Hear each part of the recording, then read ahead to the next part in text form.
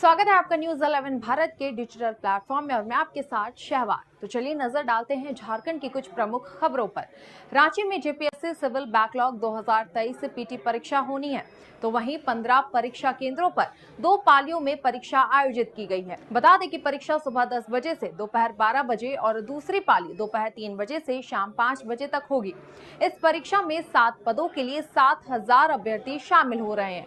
सुरक्षा को ध्यान में रखते हुए बायोमेट्रिक और आइरिस जांच के बाद ही केंद्र में प्रवेश दिया जाएगा। साथ ही परीक्षा में मोबाइल, इलेक्ट्रॉनिक गैजेट्स और नोट्स पर प्रतिबंध है और परीक्षा केंद्रों की 200 मीटर परिधि में निषेधाज्ञा लागू कर दी गई है। अब वहीं अगली खबर की ओर बढ़ते हैं, जहां रांची में निजी स्कूलों के मनमानी फीस बढ़ोतरी पर जिला प्रशासन लगातार नजर बनाए हुए है।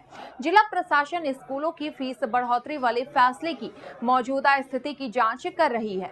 नियम के खिलाफ जाकर फीस बढ़ाने वाले स्कूलों की जवाबदेही तय की जा रही है। इसे लेकर रांची डीसी ने निजी स्कूलों के प्राचार्यों के साथ बैठक की। बैठक में आरटीई और निजी स्कूलों की फीस संचालन पर चर्चा की गई। आदेश है कि जिस स्कूल ने नियम के खिलाफ जाकर फीस बढ़ोतरी की है, उन्हें नोटिस जारी किया जाए।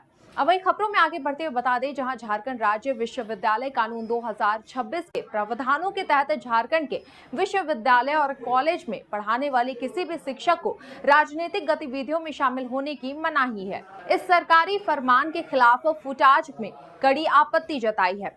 संगठन के महासचिव ने इसकी खामियों को गिनवाया है। जुटान शिक्षक संघ के संरक्षक डॉक्टर कांचीव लोचन ने राजनीति में शिक्षकों की भूमिका पर प्रकाश डाला है। साथ ही उन्होंने इस बात पर राहत जताई है कि शिक्षकों के पास परमिशन लेकर चुनाव लड़ने का विकल्प है। अब वही खबरों के इस दौर में आगे बढ़ते हुए आपको बता दें कि मिडिल ईस्ट में बिगड़ते हालात और स्ट्रेट ऑफ हॉर्मुज के स्थिल पड़ने का असर भारतीय बाजारों में स्पष्ट तौर पर देखने को मिल रहा है।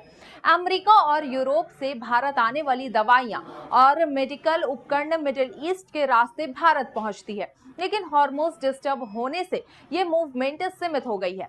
रांची का सदर अस्पताल भी इस हालात का भुगतभोगी बना हुआ है। अस्पताल अब नया टेंडर निकालने जा रहा है। अब वही खबरों के दौर में आगे बढ़ते हुए आपको अगली खबर बता दें, जहां कांग्रेस के प्रदेश नेतृत्व पर सवाल उठाते उठाते वित्त मंत्री राधाकृष्ण किशोर ने अब चुनावी वादे की याद दिला दी है। वित्त मंत्री को सीएम को पत्र लिखकर गैस सब्सिडी पर सुझाव दिए हैं, जिससे झारखंड की सियासत गर्म है।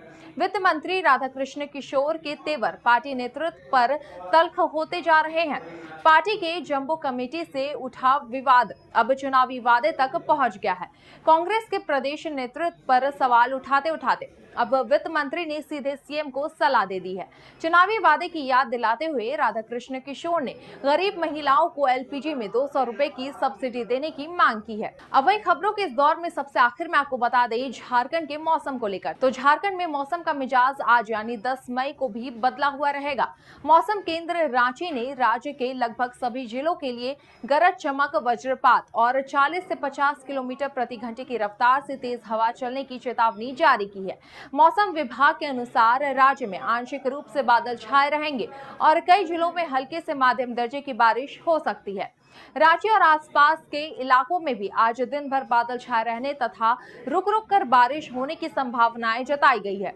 राजधानी में अधिकतम तापमान करीब 31 डिग्री सेल्सियस और न्यूनतम तापमान 19 डिग्री सेल्सियस के आसपास रहने का अनुमान है। फिलहाल के लिए विशेष खबरों में इतना ही। ऐसे अपडेट्स के लिए देखते रहें न्यूज 11 भारत का डिजिटल प्लेटफॉर्म।